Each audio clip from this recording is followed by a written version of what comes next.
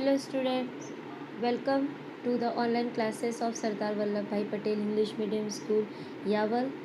Myself Trupti Pankaj Pawar, and we are going to learn subject English Bal Bharati's Unit 2 Chapter 9 Time for Everything. So children, आज हम पढ़ेंगे आपके English subject का unit number 2, जिसका chapter number 9 जो है वो एक पोएम है जिसका नाम है time for everything. So childrens, everything का मतलब होता है सब और टाइम का मतलब होता है समय। तो सभी चीज़ों के लिए टाइम होता है, एक समय होता है। आप हर चीज़ एक टाइम के अनुसार करते हो। आप सुबह उठते हो, ब्रश करते हो, नहाते हो, फिर ब्रेकफास्ट करते हो, उसके बाद दोपहर में आप लंच करते हो, फिर रात का डिनर करते हो। तो ये सब चीज़ें आप टाइम टू टाइम करते हो। सो चिल्ड्रंस, तो इसीलिए इस पोएम का नाम है टाइम फॉर एवरीथिंग, जिसका मतलब है कि हर चीज़ों के लिए समय होता है, हर चीज़ों का एक समय होता है। So let's start. There is a time to run and a time to walk. Run का मतलब होता है दौड़ना और वॉक का मतलब होता है चलना। तो और टाइम का मतलब क्या होता है? समय। तो समय का चलने के लिए या दौड़ने के लिए भी एक समय होता है और चलने के लिए भी एक समय होता है। मतलब कि आप जब चलते हो उसका भी एक समय होता है। आपको कुछ चीज़ों की ज़रूरत है तो जिसके लिए आपको फास्टली काम करना है तो आप उसके लिए दौड़ते हो। अगर आपके किसी चीज़ की आपको घाई नहीं है या आपको जल्दी नहीं है तो आप क्या करते हो? चलते हो। तो time to run and a time to walk. Second line है there is a time for silence, a time for talk.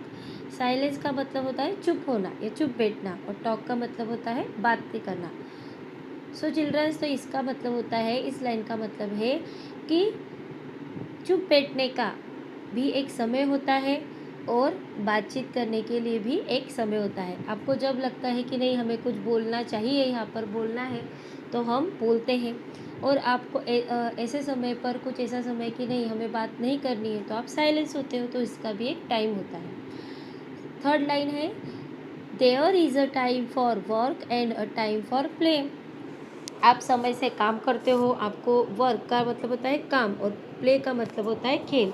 तो आपके कार्य करने के लिए या काम करने के लिए भी एक समय होता है और आपका खेलने का भी एक समय होता है, के लिए भी एक समय होता है। जब आपको लगता है नहीं हमारा होमवर्क कंप्लीट करना है तो आप वर्क करते हो, आपका होमवर्क करते हो और आपका होमवर्क होने के बाद आप क्या करते हो? प्ले करते हो, खेलते हो। तो ये समय के अनुसार करते हो। फोर्थ लाइन है there is a time for sleep at the close of day. अब यहाँ पर क्लोज ऑफ डे का मतलब होता है कि दिन का ख़त्म होना और स्लीप का मतलब होता है सोना। तो आप जब दिन ख़त्म हो जाता है तो आपके सोने के लिए भी एक टाइम होता है, आराम करने का भी एक टाइम होता है, समय होता है। Next there is a time for everything you do. तो आप एवरीथिंग का मतलब होता है सब चीज़ों के लिए आपके पास एक समय होता है, के लिए आप समय के अनुसार करते हो। ठीक है।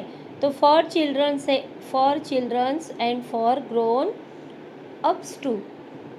बच्चों के लिए भी, चिल्ड्रंस मतलब बच्चे और ग्रोन्स अप मतलब जो बड़े हो जाते हैं, बड़े लोगों के लिए भी एक समय होता है। बच्चों के लिए अपना एक अलग समय होता है और बड़ों का अपना एक समय होता है।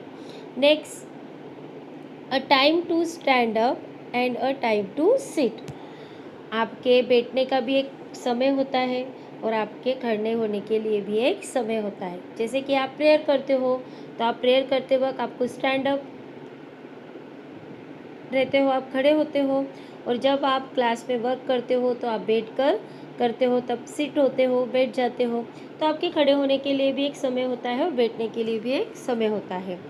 अब लास्ट लाइन जो है वो है but see that the time and action fit. So childrens, यहाँ पे सी का मतलब होता है देखना और एक्शन का मतलब क्या होता है?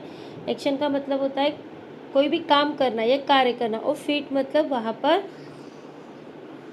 वहाँ पर निर्धारित होना या फिट होना, उस काम बराबर वो काम उसी समय पर होना चाहिए। तो but see that the time and action fit, तो आपको हर समय आपको ये देखना चाहिए कि आपका जो कार्य है वो समय पर हो रहा है या नहीं, उस एक्शन फिट पर हो रहा है कि नहीं, या वो एक्शन, वो जो कार्य कर रहे हैं वहाँ पर उस समय पर फिट हो रहा है या नहीं, उसके अनुसार ही करना चाहिए। फॉर एग्जांपल, आप सुबह उठते हो, ब्रेकफास्ट करते हो, 8 o'clock तक कर लेते हो। अगर आपने उसी ब्रेकफास्ट को 11 o'clock के बाद या 11 बजे के बाद अगर आप करते हो, तो ये गलत है।